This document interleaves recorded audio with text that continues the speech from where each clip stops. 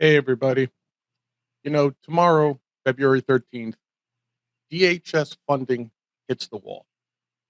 Congress funded the whole government for 2026, except for the Department of Homeland Security, and that was by design. Now the debate is about ICE reform versus federal enforcement power. It's coming down to warrants, masks, body cams, and whether the federal agents can operate like a paramilitary unit in our own neighborhoods. Who blinks first, the Democrats or the Republicans?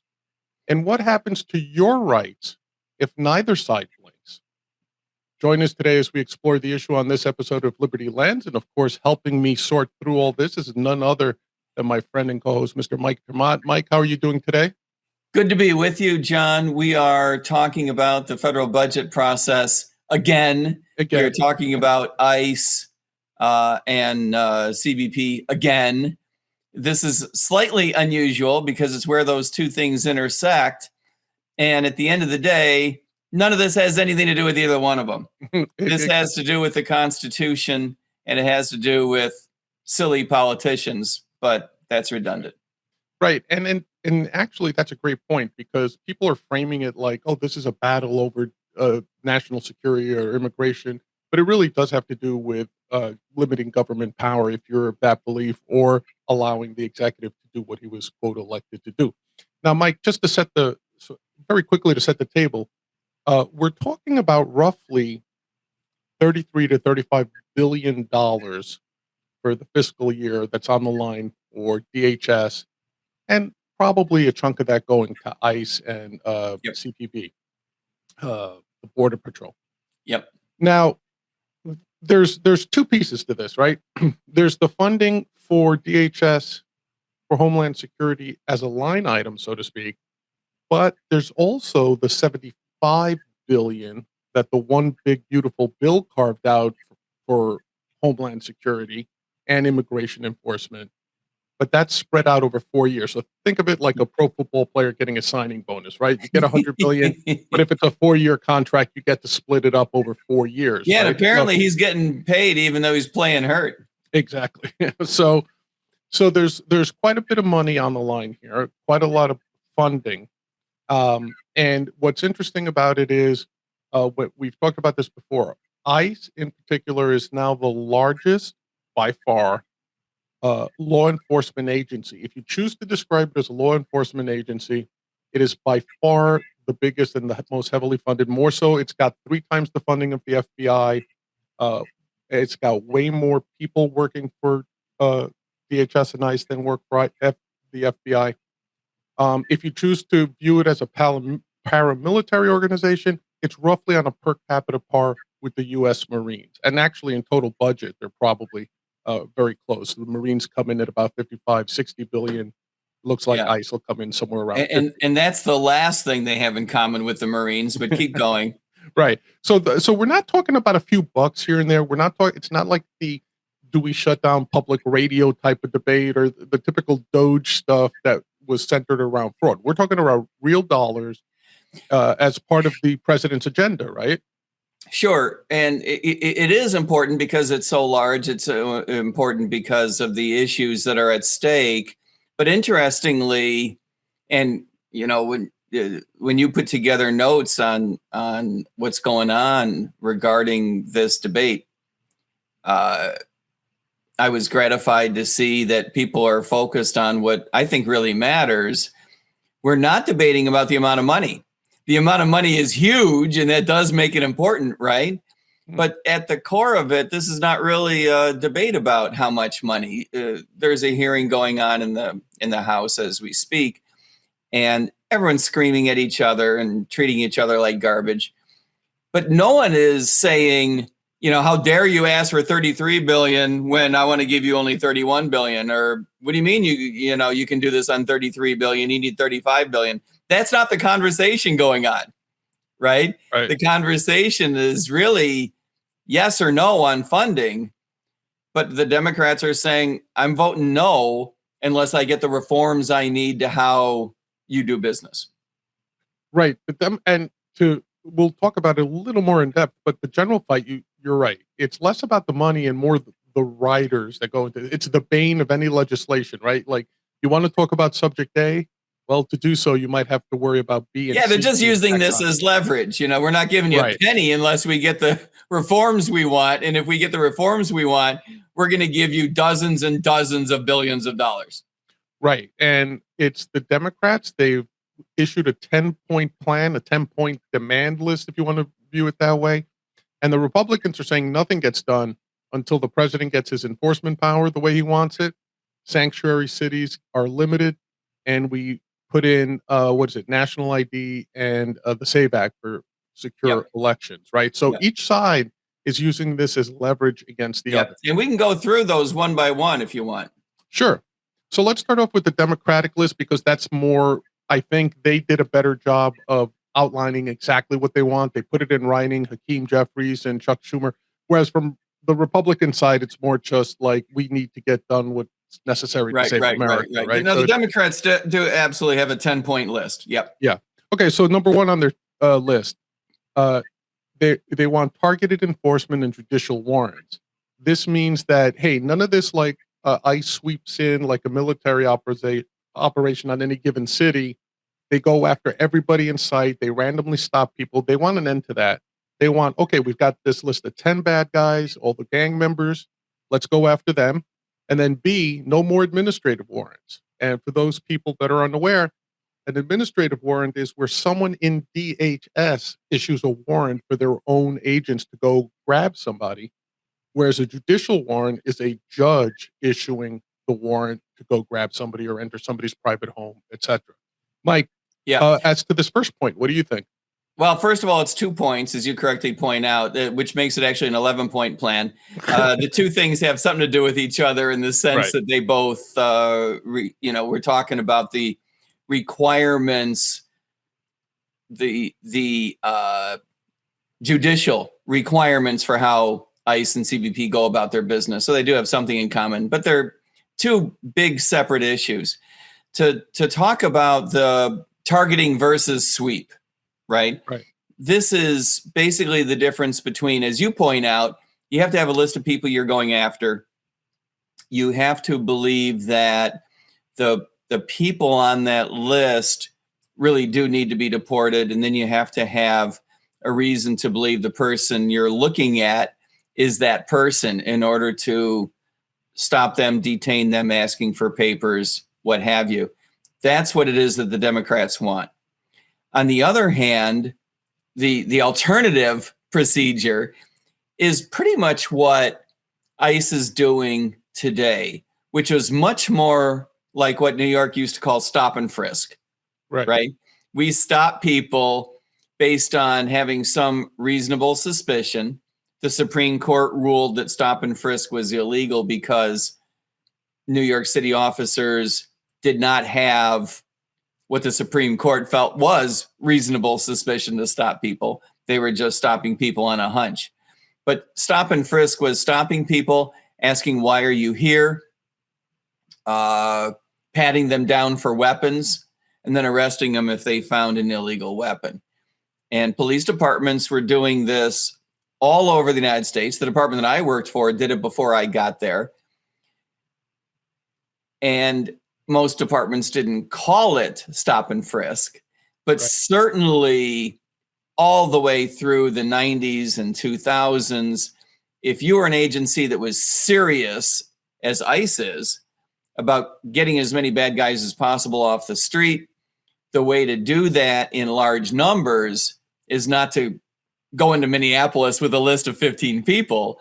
It's to go into Minneapolis with as many individual officers as possible and just start asking everybody or looking at everybody and wondering and going with your hunch as to whether you're going to detain them and ask them for papers. So on this issue, it seems to me like the Democrats are basically saying, let's get some more rules-based arrests here, as opposed to, I guess, willy-nilly, like you said, just sweep up as many people as possible. And this is a critical decision point. You've really got to decide. And most of us would argue that decision should be easy, but you've got to decide between, are you going to honor the Constitution, which is hard. if you're a cop, right? Because you want to do what you want to do. You want to do what it is you're paid for Right. and what you signed up for. Or are you going to maximize the rate at which you remove bad guys? And if once in a while that sweeps up someone who is innocent, or in this case, in civil procedures, is not an illegal immigrant, and you detain them for some period of time before figuring out that they are a legal citizen, and then you release them, whether that's 5 minutes next to the car, or as I understand it, in a couple of cases, it's been a couple of days and weeks.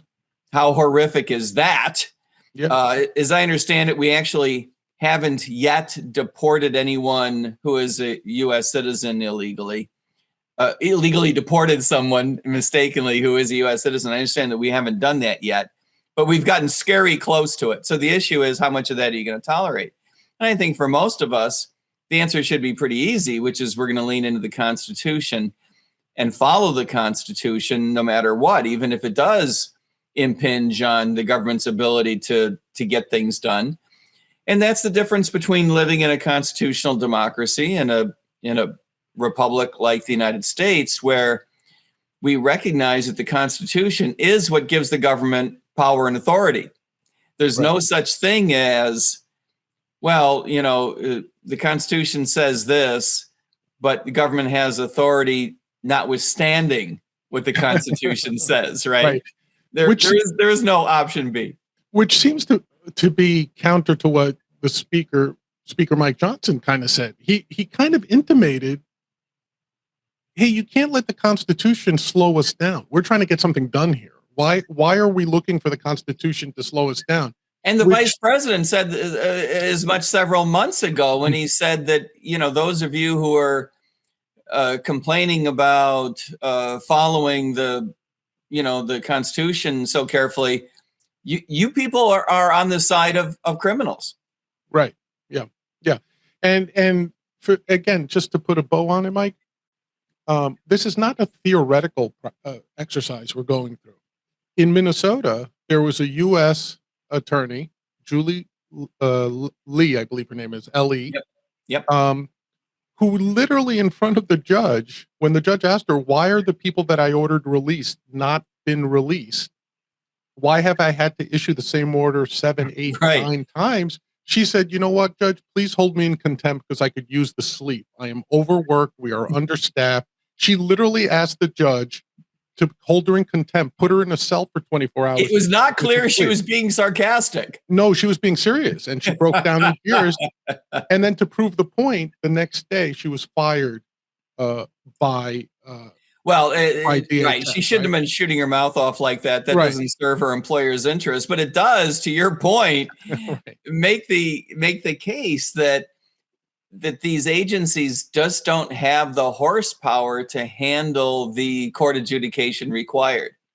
That it is going to pinch, right? Requiring them to do business differently is going to hold them back. And that brings up the B in your AB under number 1, which is, are you going to require ICE to go get judicial warrants every time that they want to enter someone's home against their will? Rather than doing so just based on warrants signed administratively, which is to say, I can't even say it without laughing, issue your own warrants. Yeah, basically. Yep. Right? Yeah. And wouldn't it be an easy world if that were legal? I could go into the grocery store and maybe write my own money, or, I've got a warrant for this loaf of bread, I'm going to take it. And as a libertarian, my view of government is only one step up from that, right? The government is another legal person just like any of us. You don't get to violate the rules just because you say, well, I'm the government. That doesn't cut it. Yeah. And again, in that particular case in Minnesota, the judge was asking about his release orders, not for illegal immigrants, but for U.S. citizens who were being held illegally. That ICE still refused to let go of American citizens that they had swept up. The judge said, look, there's no reason to hold them. And it still took, in some cases, days and weeks to let these people go. one That guy is had been, exactly right. They just yeah, don't have the resources. So right. if we are going to require, as we should, Mhm. by the way, as I believe the Constitution requires, if we decide that we're going to require ICE to get a judicial warrant every time they enter someone's home against their wishes, or for a number of other things, to execute on search, right? A Right. search warrant should require a judicial signature. If we're going to require that, the attorneys just can't keep up. This is the point you're making, right? The attorneys Yeah. just can't keep up. And that's got to go in the category of too bad, so sad. What it reminds me of, John, a lot of the libertarians in your audience will recognize the analogy here. It reminds me how child protective services in various states operate. You know, they're not all called child protective services. They go by various acronyms in different states. But when the county decides it needs to remove children from a home, Right. the way this is typically done, it will drive you crazy. But the way that it is typically done is that these agencies assert and exert significant unilateral power. They go in and they take the children and after the fact inform the court. Right. Wow. Just wow. The first time as a cop I was asked to stand by while this happens, I couldn't believe it, right? Oh, it's And heartbreaking. well, it is heartbreaking. And I told the county officials, now, in fairness, I hadn't done this before, and I was unfamiliar with, I mean, I had been told, they do this, but until you see it with your own eyes, right? Right. I told them up front, if the family doesn't cooperate, you're out of luck. If you think that the police department is going to extract children because you say so, that's not a thing that's going to happen today, right? And the only cases I was ever involved with, which were several, the families cooperated. They knew it was coming. They knew they had problems, blah, blah, blah, blah, right? But there were cases, and if any of my buddies are listening, they know who I'm talking about. There are cases when I had to tell a fellow officer, you're going to have to go sit in the car, because officers would get so upset at the potential spectacle, right? I have said this many times. People don't want to believe it. Officers are fairly libertarian. Officers think that politicians are idiots and always resent the extent to which politicians are telling cops to do stupid things. Right. So when the county shows up and says, well, we signed our own paperwork that says we can do this, cops are like, right. What? Yeah. And by the way, given you're just on the child protective, shout out to our friend Spike Cohen and his organization, You Are the Power. I know they've helped reunite many families whose children were taken under false pretenses. And even after the judges decided that they were taken under false pretenses, still refused to return and reunite the family. So shout out to Spike Cohen. Absolutely. And their organization is doing fantastic work. And in cases where the court was legitimately involved and the court just blew it, requiring a court to be involved isn't always a silver bullet either. Judges can be idiots. I mean, every human being can. And so Spike and his team have been involved in all kinds of cases and has done tremendous work.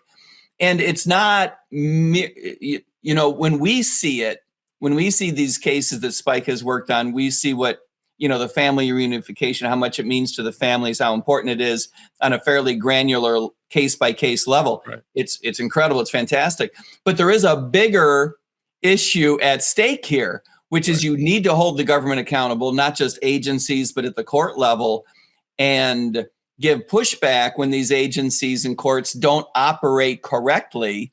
Yes. Raise awareness of it. If politicians need to get involved, if ordinance need to be rewritten, if laws need to be rewritten, it's a lot of work. But the way you get that done is by raising awareness of when and where it goes wrong. Absolutely. And actually that serves as a little bit of a segue on the Democrats' 10-point plan for points 2 and 3, which is the Democrats say, hey, let's put an end to this mass to the masking and the hiding of the identity of these ICE officers Mhm. and CBP officers, and also let's require them to identify themselves. No more rolling up in black vans, 6 guys jump out, nab somebody, throw them in a Yeah. van, and they disappear. Yeah. You're a former cop, as everyone knows, Mike. How do you feel about this? Because the Republican argument seems to be, hey, these people need to be masked because the internet doxes them, identifies them, harasses their families. Sometimes they go protest at a church, as Don Lemon did when one of the pastors was revealed to be a nice Right. enforcement agent. How do you feel as a former cop? How would you feel about this? Well, as a cop, I always worked with no mask and my name being displayed, and which is what you want actually Sure. as a cop in a community, is you want people to know you so they trust you so that they'll work with you to help stop crime. That's actually what you want. So Right. it's a little hard to relate to a police force that wants the opposite. The debate that has evolved is a mismatch between solution and problem. It will not surprise anyone that we think that politicians are being dopey, but they are. They're being completely dopey.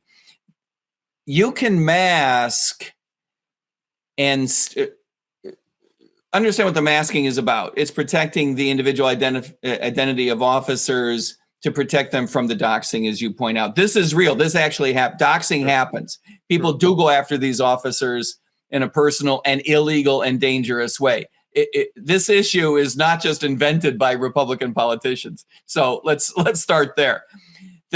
If you're going to allow them to mask, which I understand, but that's a problem that has to be addressed, right? You need better procedures, better training, better relationships. You need to stop letting things go wrong so that the doxing stops and you don't have to worry about hiding identity. But that's right. Let's set that aside just for a moment. That is the core problem, but let's set aside the core problem just for a moment and deal with the symptoms, right? We're in a crappy situation where police officers that work for ICE feel as though they are in danger, and in some cases they are. Okay, so if you're going to allow masking, that does not mean that you have to give up the idea of being able to identify who's who, right, and identify that in an anonymous way to the public. In other words, you remember the old concept of badge numbers. Sure. Right? Yeah. There's no reason why you can't require officers to have a badge number. Right? I'm officer 12345. And it's bold across my chest, right? There's no reason you have to give up on being able to hold people accountable. You need to be able to say, I saw officer 12345. This is what he or she was doing. Maybe I've got video of it. Maybe I don't. But we're able to track which officer did what and hold them accountable. Right. You don't need a name to do that. You don't need even a face to do that. A number that's in effect a badge number would do that. And to your point of this anonymity of, jumping out of black vans is so stupid. I don't even know where to go with that. Like, who woke up one day and decided, I've got a good idea. Yeah. Let's have the police not wear uniforms, not wear badges, right? We'll just write on their back, police, as though that does any good, right? Then we're going to have them unmarked vehicles. Yeah. And we're going to have them jump out and terrorize the neighbors. Oh, well, I want to be in the room when someone says, you know what, that sounds like a good idea. Well, this is one of those points, Mike, that I think the government, perhaps unwittingly, underscores the very real problem that you and I have talked about previously, which is like ICE is not a police. It's not a police outfit. They're not meant for local law enforcement. And to your point, pick whatever city or town our listeners may be in. Do you want your local sheriff, cops, whatever, to walk around with masks, no badge numbers, no identification at all? I think as citizens, we would not stand for that for our local police from our local police departments, right? Of course not. Right, but somehow the the government is trying to make the argument that because this is a federal level situation, they deserve anonymity, which is, in my mind, even worse, right? That's worse It's than totally worse. And the irony here is so thick you can cut it with a knife. By the way, I think the Democrats' proposal, point number 10, is requiring everyone to wear a uniform. So let's loop that in here. Sure. Look, I think that the vehicles need to be identifiable. The officers, if not by name, need to be identifiable, at least by number. You should be able to complain about an officer. And one of the things that we need to incorporate into the proposal, which I don't think the Democrats did a very good job of, is required procedure for handling complaints in a transparent fashion, as every town and every county imposes on its police department or sheriff's office. Some do a crappy job of it. I'm not suggesting this is a silver bullet, but you've got to try.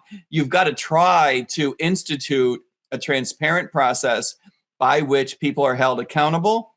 And you need a way for the adjudication of complaints right. to be handled at arm's length, right?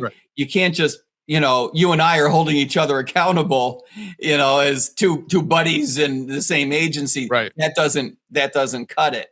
And we've all seen problems with that. But there's something deeper here. You pointed out that the cases being made that because they're federal, they get to be treated differently. That case has been made. The more fundamental case that people aren't making is the distinction between criminal and civil. The Fourth Amendment applies. Let's back up. What I think a lot of people, especially in the government, don't appreciate is that the government is circumscribed by the Constitution. The Constitution is about the government. It's about what the government is allowed and not allowed to do. It's not about us. The Constitution doesn't say what we're allowed to do, what we're not allowed to do. It's about the delimited powers of what we allow the government to do. Okay? This has been bastardized over the past 100 years, such that the Supreme Court has allowed certain exemptions from the Fourth Amendment for the government to do some wacky things in civil cases because the courts felt that civil cases were less intrusive, less dangerous, more consensual. So these cases cropped up in the context of, well, we're going to let the government do surprise searches of restaurants, right? You pop in and you examine a restaurant without announcement. If you want to keep your license to do business, we need to see the cleanliness of your kitchen. The food inspectors. Right. Let that hang as an example, because then hundreds of examples come from that. Right. If there's some element of consent, meaning, you signed up for the license, you need the license, you knew what you were getting into. And if it's not a matter of, we're going to impound your person, we're going to arrest you and take you off to jail, you can see where there's a little bit of difference here, right? That's the leaping off point. When the courts decided civil cases need to be a little bit different. Well, the federal government decided, oh, that's cool. Immigration is a civil matter. So we're going to start writing our own warrants. And courts have backed them up. It's a mixed bag. It's not black and white, but courts have allowed them a certain amount of latitude, not only because of it being civil. This is how it all started. And remember that civil and criminal case history are completely independent of one another. It's like living in a different country. You're absolutely civil right. cases have gone one direction, criminal cases have gone a different direction, and one thing leads to another in this civil context. And all of a sudden, irrespective of what our criminal court cousins say over here, civil cases have decided we're going to allow a great deal of latitude to law enforcement officers in a civil environment. And the federal government has made the case, well, we need more latitude, not only because of civil, but because there's, foreign affairs, foreign policy involved here because people are moving fast. The other issue is that there's a lot less pushback On the civil side, yeah. on the civil side, not only because there's less involved, but think about all the protections you have in criminal cases. You've got a public defender. Right. You've got no public defender on the civil side. Correct. If law enforcement officers find something pursuant to an illegal search, all that evidence gets suppressed. But there isn't much to suppress in these civil cases, so there's not much punishment there. And if you make an illegal arrest in a civil case, right? Well, what happens? A court says, oh boy, that was naughty. You got to let him go.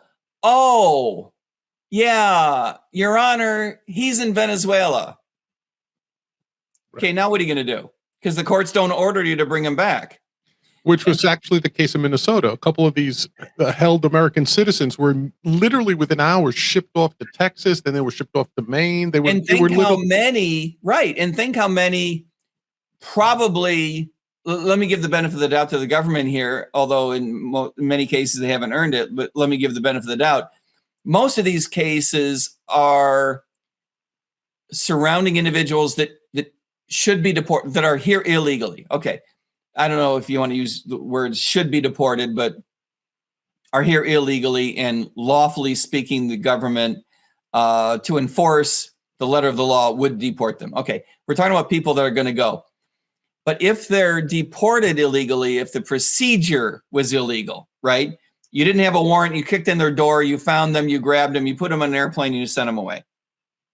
That's the typical case that we're talking about where, they don't have a good enough warrant. They signed their own warrant, or they didn't have a warrant at all, or they got confused about whether they had the right to enter the house or they didn't. Okay. Because some of this is in good faith. It's just, moronic screw up. In those cases, if it were a criminal case in the United States, you might let the guy go. You might have evidence suppressed. And then the guy comes after you with a lawsuit. You violated my rights. Correct. Well, you could do that in a civil deportation case. But now you're in Mexico. You've got no money. You've got no attorney. And what's the remedy? You're going to, go file in an American, you can't cross the border. Right. As a practical matter, how are you going to execute on that? So all of this civil case law has evolved in a direction that has allowed greater and greater latitude to the government, ironically leading to not less intrusion by the government per case, but more. Right. So now you see an area of law enforcement that ostensibly began because we thought it was less intrusive and therefore required less protection, oversight from the courts. Now it's the one area where you need more. Right, because initially civil cases were probably, at least in large part, limited to monetary compensation or something like that, property compensation or making whole. Whereas now you're talking about caging people or throwing them into especially if the government decides to send them, not even return them to their native country, but return them to a third party country, which has happened in a lot of, because they're getting contracts from the third party to house, kicked out immigrants who have been kicked out. But anyway, all right. So that's the identification piece. Another piece, number 4 here that I have, is protect selective locations. And basically, Democrats are saying, let's prohibit the use of funds for conducting enforcement operations near places like medical facilities, schools, childcare facilities, churches, polling places, and courts, saying like, hey, are we actually doing ourselves a favor by targeting these places? Because, Mike, I'm sure you agree, you're then driving potential people who are seeking a legal way into the country from doing so. Like if they can't feel comfortable going to a court, say to petition or to file for a case or something, then you're just driving them underground, correct? Yeah, it's a real problem when I worked in Broward County, Florida, we had this unwritten but oft-spoken rule: try not to arrest the victims. Right. And what that meant was, you go into a situation. Let me just make up a silly example. Bob punches Fred in the face, right? And Fred calls the police, and you show up, and Fred says, Bob here just punched me in the face. Bob, did this really happen?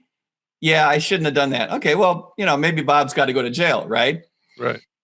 And you're into the database, you're figuring out who everybody is, and you realize that Fred did something naughty a month ago.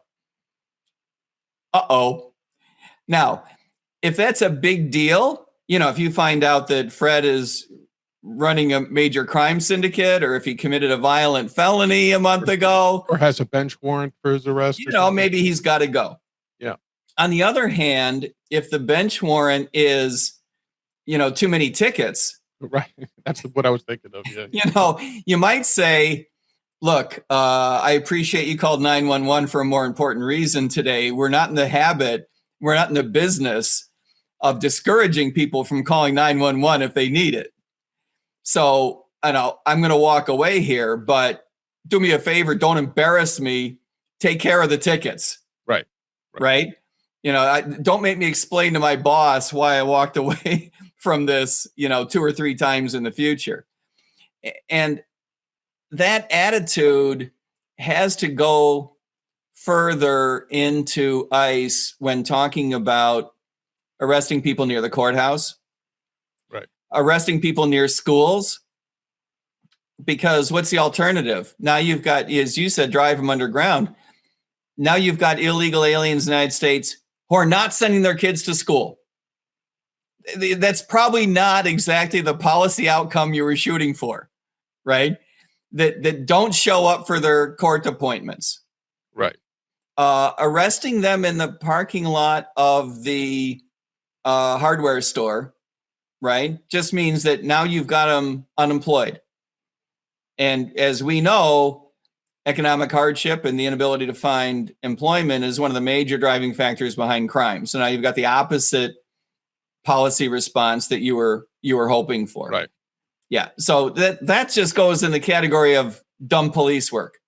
Right. And we're not even going to bring in the data that shows that the immigrant population, both legal and illegal, generally is a law-abiding one that actually contributes more than they take away. But okay, so that's another. Yeah, we're going to leave that alone. We're just going to talk about. Yeah, that's a different episode. The whole thing about the economic things. All right, the next one on the list, and this goes along with the required identification of this. The Democrats want to end racial profiling when it comes to stopping. Because ICE, I think you once described the difference between reasonable suspicion and probable cause, and I think there was a ruling earlier that said it's okay if they see someone who appears Hispanic, has a thick accent, and is walking towards the Home Depot parking lot where the day laborers are. It's not, ICE is okay to just stop them at that point. This is what ICE argues. The courts largely do not put up with this, but ICE has misinterpreted this. And this is why I think that this point in the Democratic list is a little bit of grandstanding, because it's already illegal. You're not allowed to use, according to standing federal law, you're not allowed to use race and ethnicity, among other certain protected factors, as contributing to developing reasonable suspicion. Right. Okay. And reasonable suspicion has to be more than just categorical. So I think this is a little bit of grandstanding, but I don't blame Democrats for it. ICE has a history of misinterpreting it. And I don't really have a problem with legislation that says, I know the Fourth Amendment covers this already, but this time we mean it. That's probably okay. I have often said I would like to re-amend the Constitution with the 10th Amendment and say this time we mean it. Just do it completely over again. Yeah, generally speaking, I don't care for laws that restate an existing law or reaffirm an existing law, but sometimes we just need to be reminded. Okay, point 6 on the Democratic list is uphold use of force standards. Yep. And this means codifying a reasonable use of force standard in the statute and expanding training and requiring certification for officers, for ICE agents on those standards. And Yep. I think a lot of this goes down to what we keep saying is local police, their first sort of goal is to de-escalate, right? They're not Yep. there to get people riled up and everything. Whereas the ICE mandate seems to be, irregardless, move forward, make that arrest, and we see sometimes the tension this builds. And, you could argue it's necessary if you're a Republican, like, or a supporter of the president's and say, look, it's necessary and people shouldn't interfere and people shouldn't obstruct, right? Right. Local cop, you've said many times, a local cop would be like, okay, let's be smart here. We're surrounded. There's 6 of us. We got the guy's plate. We got the person's picture. We could get them later. Okay, let's move on. What do you think about codifying something like that? It's tricky. It's a balancing act. And as you point out, all these cases are, but the policy around it is a balancing act too. You need some flexibility and you need some earnest codification. So where do you draw the line? Not a big fan of putting such detail in legislation as a use of force policy. Use of force doctrine already exists. Again, restating it is not bad. If you wanted to put into legislation bullet points around, the use of force will escalate only in proportion to what is used against officers or what is necessary, and have some bullet points about, we don't kill people just to effectuate an arrest. Some fairly obvious high-level principles. I don't have a problem with that. The big one is the training. That's where you really need to go. And honestly, if you need to open up the pocketbook and provide more resources, then you need to. Right. But it's clear watching ICE execute on these arrests is cringy for a former training officer. Not just for people who don't understand policing, it's cringy, but a lot of policing looks cringy if you're not familiar with it. But watching these officers is difficult because they're just not good at it.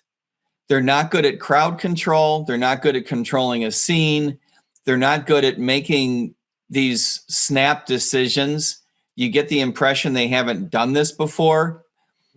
They're not good at having thought through in advance what happens when I'm in this situation. When can I back down and save face, right? It just seems like there's always this push to exert my right to make this arrest. It's a show of strength in every case. It seems to be a show of strength. Yeah, that's well put. How dare you resist? And I think to a lot of local cops, nobody as a cop likes it when someone resists arrest, much less resists with violence. Right. And those are 2 different categories as we have discussed. But it comes with you're a professional. It comes with the territory. You shouldn't be surprised. I mean, you might be surprised at that moment, but in the grand scheme of things, should you be shocked that your job includes arresting people who don't want to go to jail? Right.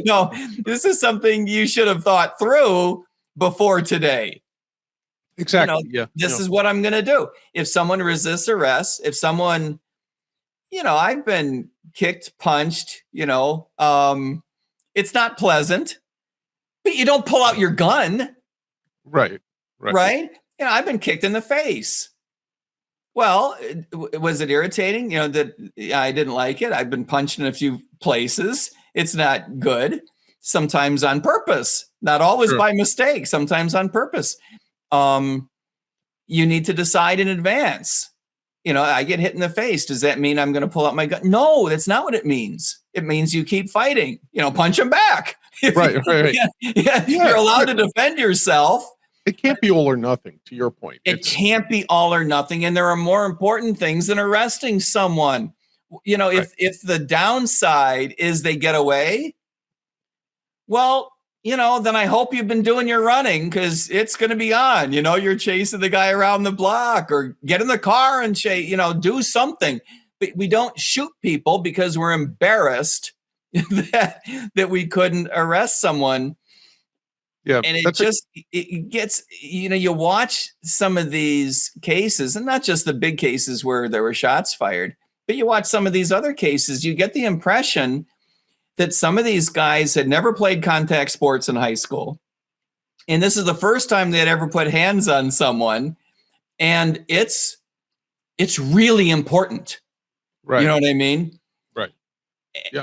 And their decisions about when to walk away, when not to walk away, seem so awkward that it really seems that there's a training issue here, that we need more time in the gym, more time wrestling around and making decisions, because that wrestling training has got to include when to stop, when to let go. Right. Right. And an assessment of who is truly dangerous and who's being annoying, to your point. It's one thing if you're trying to wrestle literally someone who's taking shots at other people, and someone who's blocking your path, or someone who's blowing a whistle, annoying whistle in your ear, right? There's a difference between that. And I agree with you. And really, another thing I should point out is a lot of these things that are in this 10-point plan already exist in police departments around the country. Of course they do. I don't think Democrats are asking for crazy stuff here. The question is whether they're applicable on the federal level, and should it be expected of them? I think that's something we should mention. Yeah, okay. and you want to know who that training officer is. I would have, when it comes to use of force, I think people should be trained by local cops. Yes, probably. Right? Absolutely. You know, you don't need the Marines to train these people how to, you know, it's a completely different set of solutions. Yeah, I agree with you. And, you know, one of the dead giveaways, speaking of use of force and effectuating arrest, one of the dead giveaways, this occurred to me a couple of weeks ago, and I forgot to bring it up with you, is typically, not always, when a local cop has to take you into custody, first thing we say, do me a favor, turn around and put your hands behind your back. Now, you might be guiding them with your hands, because you need your hands in the right place, right, in case something goes wrong. But your first move, you know, if this is over tickets, if this is over you're blocking traffic, right? You're blowing the whistle, and we've decided that's illegal. You're going to have to go to jail. Okay. Your first move is not to tackle them, right? Dead giveaway that you don't know what you're doing. Right. Yeah. Why not just first start with the okay. By the way, here's another dead giveaway, as long as I'm on a roll and complaining. Go ahead. You're on a roll. Go ahead. Here's another dead giveaway. The use of these chemical irritants, the pepper spray, whatever. I tell my trainees this all the time. If you ever use pepper spray where I'm in the vicinity, and by the vicinity, I mean if I'm within a block, right? If I'm anywhere near that, I'm going to come over, I'm going to punch you in the face, I'm going to let your arrestee go. That's how this is going to work. You do not use pepper spray around me. It hurts. I have blue eyes. Nobody likes it. And basically what you're saying is you forgot how to arrest someone. Well, you're right. But then the other option also is you're increasing the level of resistance, because people with their eyes burning, I don't know, Mike, I'm a nerd biologist, and in lab, there was an occasion where I got some irritant in my eyes, right? It is extremely painful. You know, the protocol is I have to calmly walk over to the eye shower. I got to put my face in this and mask. You need your hands. And you need your hands to pull down on the thing. Even knowing all that and being a fairly seasoned lab guy, it took everything for me to be able to do that. And there's people around you panicking and trying to guide you because you can't see where you're going, and they're trying to point you in the direction of the eye wash and stuff. Can you imagine now on a street full of people with all this panic, all this noise, all this disorientation, do we expect people who've been pepper sprayed in the face to calmly prone out on the sidewalk and allow Not themselves going to to be happen. handed? It's insane. Right. And where I'm going is around other officers. We've seen examples where there's 4 cops wrestling with the guy. First of all, what's wrong with you? I mean, what's wrong with you that it takes the 4 of you to wrestle this guy to the ground, right? Like, you guys need a little extra gym work if this is how this is going. Gym work, technique, everything. Technique, a few skills. If there's 4 guys arresting someone, 2 should be watching, right? At least. Now, one of the guys pulls out the pepper spray. What? That means that all of those guys are getting sprayed. Are getting sprayed. Less than the guy whose face you're spraying it in, but to a significant degree. I'm sorry, you and I are not having lunch together that day. If you're pepper spraying someone I'm trying to arrest, that's not a thing that's going to happen. Right. And we remain friends. Like, what is wrong with you? Right. It seems it might take 5 minutes to get someone's hands behind their back. Okay, you're getting paid by the hour. Settle down. It may take a while. You are eventually going to win this. Exactly. Yeah, it's a numbers game, and you've got the numbers there. Okay. I want to get through these, so let's go to the next sorry one. about that. I just had to get that off my chest. It's a great conversation. I think it helps people understand. Also, the one thing that here I think the Democrats almost shoot themselves in the foot in by demanding this, which is ensure state and local coordination and oversight. Yes. And what they're saying is it's chicken and egg, right? What they're saying is we don't want the federal government to come in unless state resources are going to coordinate and help. I get it. That's probably a good policy. The problem is to your point, it highlights the fact that the states aren't cooperating. Right. You can't have it both ways. You can't say we don't like the government coming in without coordinated resources, doing a crappy job of crowd control. The scene gets out of hand. Everyone ends up punching each other in the face and people get hurt. And as we have seen in 2 tragic instances, 2 people were killed. We don't want that. And then also say, we're okay with Minneapolis not helping. Right. You can't have it both ways. You've got to say, we want both. That we shouldn't, and this is what the Republican rejoinder is, that we need federal legislation. Now, the Republicans have gone too far, as politicians do, right? But you might need federal legislation that says local police departments with rules that say they're not going to they're going to be sanctuary cities. They're not going to hand over people to ICE, to the federal government. That's one thing, but they still need to have the flexibility to provide crowd control services. Well, Mike, it occurs to me while you're talking, I agree with you, but it also occurs to me that a lot of these things are interrelated, right? Because if the government were to say we have a judicial warrant for this person, we require local coordination to nab this person, I think the narrative and the burden of being reasonable shifts to the Democrats and the sanctuary cities and the local governments, right? Because at that point, you're saying, here's a judicial warrant, not an administrative one. And it says, Mr. So-and-so is a suspected murderer. We have this warrant. It was signed by a federal judge or whatever judge at any level. Then at that point, if the local government says we refuse to help, it's on them. It's clearly on them. And it's clearly something the voters would be able to recognize right away. Yeah, that's well said. And it's not a matter of city or state resources or sheriff's offices assisting in these undirected sweeps of just pulling people over. Right. I agree with you. Yeah. So I think that would help. Yeah, that's well said. Yeah. Okay.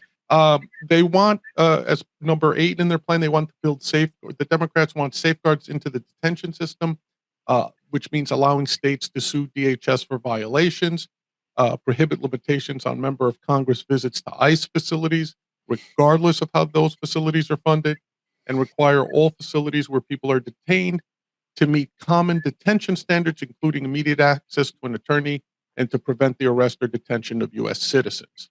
Yep. They want oversight. They want control. They want to hold people accountable. I think that those requests are all completely reasonable. And to your earlier point, same thing with local officials. You can't have it both ways. You can't say, we want to hold accountable everyone at the federal level, but, city and state officials can do whatever the hell they want. Right. That's not how this works. No. That's not how this works. And I don't remember whether it's a separate bullet point or not, but we need to talk about the fact that when something goes wrong and there's an investigation. Right. Yeah, I think it's more, that's sort of spread out. But I was thinking along the lines of civilian review boards or something like in New York, after was it in the early 70s, all the corruption, the Serpico cases and everything. Yeah. One of the first things that came out of that was the civilian review board. Now that had its plus and minuses, but in large part, it's really helped to sort of keep a lid on police corruption and abuses, right? It does help, and it helps guide, when it's done right, it helps policies and procedures and training. It can help it can help politically. When the mayor has something difficult to do, but can get a civil board to back him or her up, it can be, as long as you keep the civil board away from the same graft and corruption, there's still humans that can be bribed. Right. If you can still avoid that, they can be extremely useful. Right, exactly. So anyway, what I was going to say is when something does go wrong, like in the Preddy and the Good shootings, you need state or local officials. It could be a sheriff's office, but it should be someone independent of the federal government involved. And the reason for this, now the federal officials are going to say, well, it's at an arm's length because the FBI is investigating, an ICE shooting or a CBP shooting. So it is arm's length. I get it. And that's better than CBP investigating itself or our local police department investigating ourselves. This is why the state always came in, right? Right. In my case, I didn't have a shooting case. I mean, in the case of the city that I worked for, if something went wrong, it was the state of Florida would come and investigate, right? It has to be at arm's length.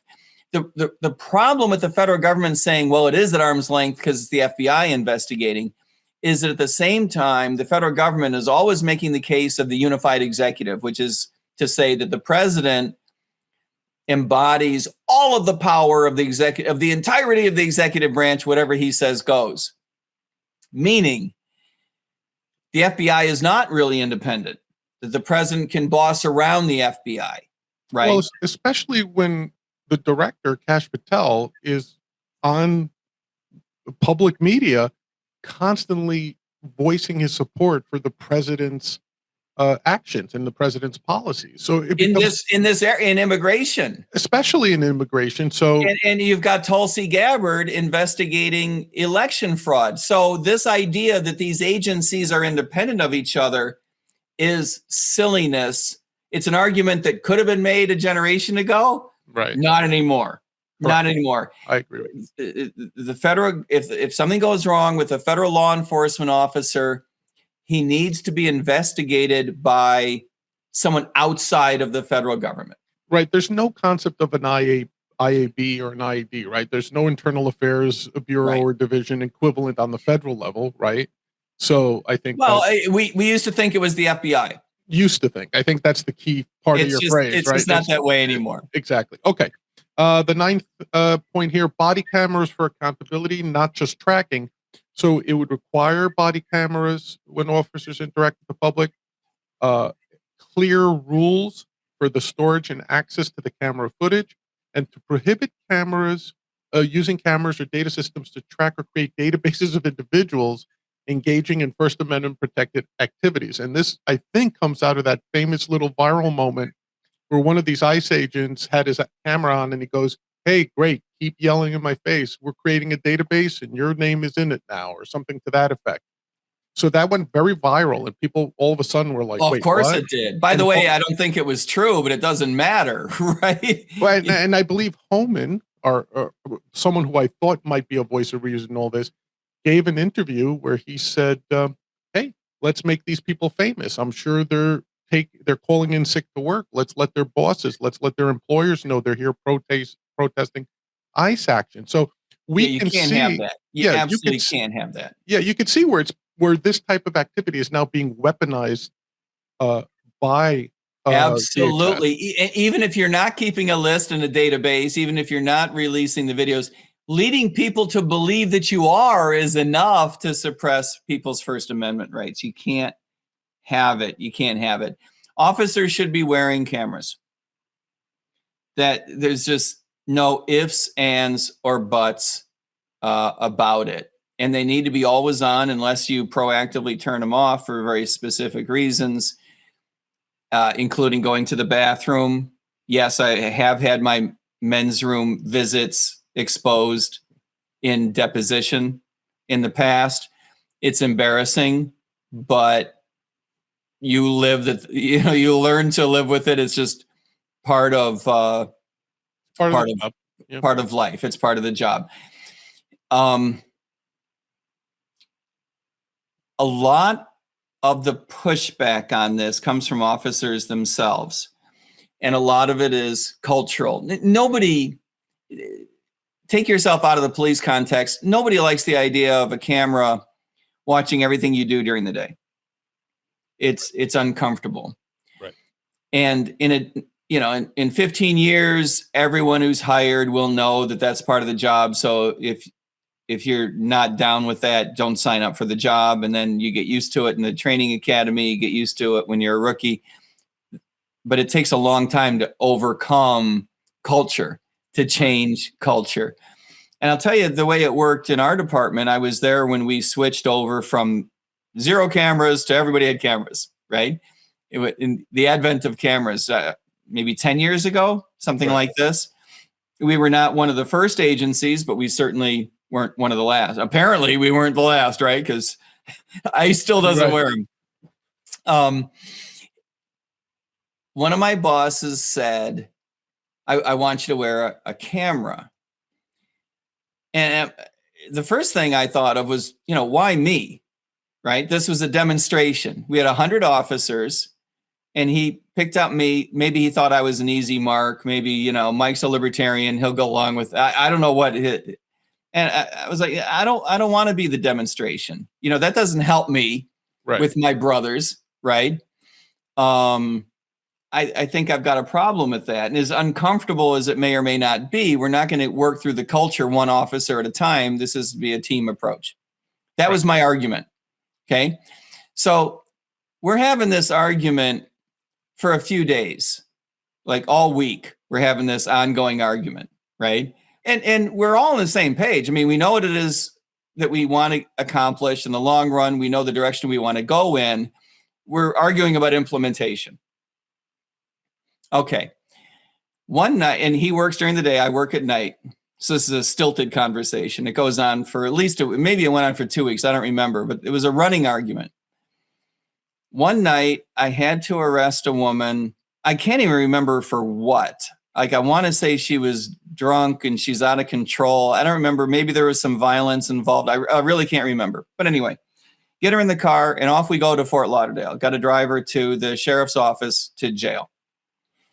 And we get there and, I turn her over to the deputies and I'm doing some paperwork and I haven't left yet. I'm still at the jail doing a couple of forms, whatever. And sergeant comes out and he takes me aside. And this is what he says. She says, "You raped her." I'm like, no. He's like, "Don't misunderstand me. Right. I'm just explaining why you're going to be here a few hours." Right. We had to wake up detectives out of the sleep, right? 2 detectives come over. They start interviewing her. We've got another detective impounding the car. We've got a 4th officer with me. Right. It's just resources. This is 2 in the morning, 3 in the morning, 4 in the morning. I'm spending like 3 hours on concrete. This is not This is not your best shift, right? Right. Finally, the detectives come out and say, apparently it was she claims it was a miscommunication. She says, she was drunk and she was talking about a case that happened years ago, or she was afraid it might have, I don't know, right? But she has recanted her story on camera, and we're good to go. Apologies, blah, blah, blah. Have a good day. Okay, that's the end of the story. Next day, right? I'm awakened from my 11 a.m. sleep. My boss. I don't even say good morning. I pick up the phone, and this is how I answer the phone. Fine, I'll wear the fucking camera. And that's how we did it. It was, Mike decided he's wearing the camera because he doesn't want this to happen again. Right. As a demonstration. And eventually, all the guys went along with it because they had heard the stupid story about this. It is your best friend at the end of the day, because the number of accusations that are made against officers that are stupid far outnumber the number of cases in which police act stupidly. It's just the way it is. And so police are well served by wearing the camera. I think that's a lesson to be learned. And you're right. Generally speaking, and I know this isn't a real argument, but if you're not doing anything illegal, these things can only help you. You're absolutely right. Okay.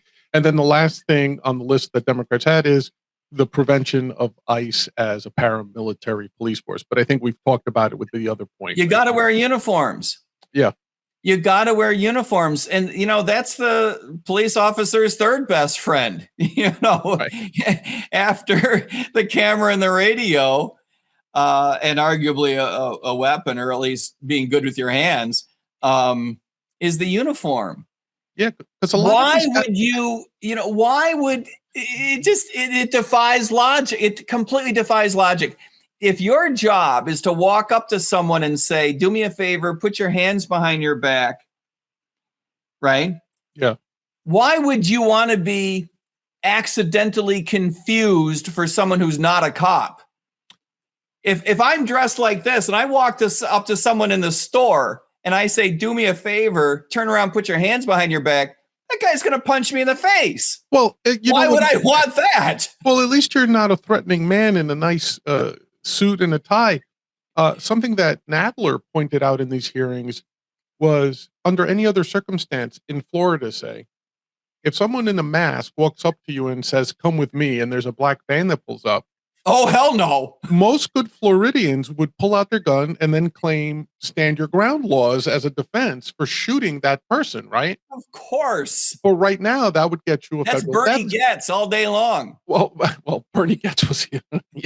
For New Yorkers, Bernie Getz was... I thought you would appreciate that. I do. Bernie Getz was the guy in the 80s who shot, I think, 4 youths that approached him on the subway and asked them for some money. But the point is that... That's glossing over it. Okay. Yeah, really quick. But the point is that if someone were to react that way to an ICE agent who's not in uniform, has no other identification, as is the case and was the case, especially at the beginning of these enforcement acts, and if it's a citizen exercising his Second Amendment rights, pulls out a weapon and shoots that person and kills him, now they're facing a federal death penalty probably.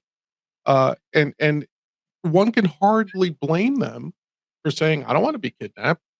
And of course, you understand what I'm saying? So every police deposition starts out with, were you wearing your uniform? Did you identify yourself? And was it clearly marked? How did you get there? Were you riding a government issued vehicle? Was it marked? Right. That's how every deposition begins. So yeah, let's get that right. All right. So just to wrap up, Mike, these are the demands from the Democrats. This is going to be part. Now we know we mentioned it's not the dollar amounts; it's whether or not they can get funded in order to run unimpeded along the president's agenda. How do you see this playing out? Do you think that they'll just reach a shutdown point where they can't agree on anything?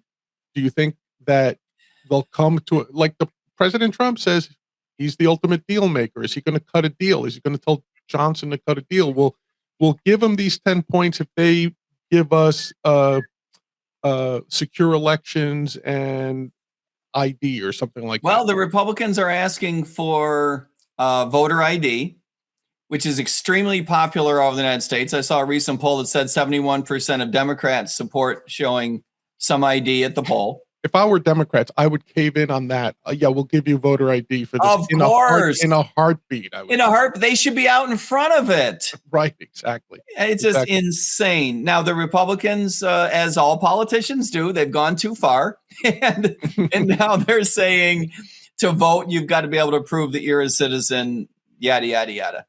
Yeah, they've gone too far. Americans aren't going to support that. And the Republicans better hope they don't get that. Because if they do, they won't. But if they do, and we go through a cycle where you and I are told we're not going to vote because we didn't show up with our birth certificate, oh, that's not going well. I'll tell you right now, that is not going well. So the Republicans better hope that they lose that. That's going too far. I think that they should reach a deal. I thought that the president's willingness to send Tom Homan to Minneapolis and at least ostensibly ask him to get everyone calmed down was an indication that there is hope for the president's willingness to make certain compromises. Notice that neither Homan nor the president talked about backtracking on the president's agenda. We're not talking about fewer deportations or anything like that. So it's still going to be a tough negotiation. But I think that in answer to your question, there will be a deal. Will it be by Friday? Now you're asking whether they're competent and reasonable. No, I don't see that. But there will be eventually a deal. All right. I think that's a great point to end on. All right, everyone, you've been watching Liberty Lens with me, Big John, and my co-host, Mr. Mike Termont. Please like, subscribe to the channel so you can get these episodes. Ring the notification bell. It'll let you know when the new episode drops every week. Also, feel free to leave a comment. We'll get back to you as soon as we can. Until next week when we do this again, peace, everyone.